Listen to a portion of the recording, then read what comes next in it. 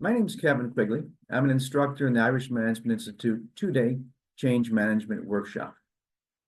Change is now a constant in our lives and a part of our world. And understanding how to lead and manage change more effectively is critically important.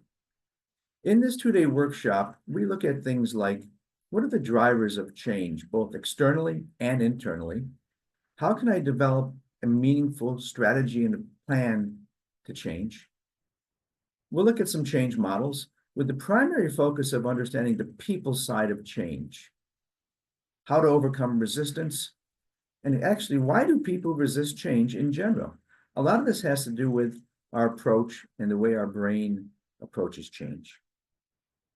On day two, we utilize a highly interactive, team-based simulation that challenges you to work on the implementation of a change project in a fictitious company. So two dynamics are at play. One, you have to work on a team, form that team, develop a strategy, understand your goals, and how to work effectively as a team. And secondly, how to utilize a change approach to implementation of that project, a lot of which revolves around influencing and identifying the key stakeholders involved in any change.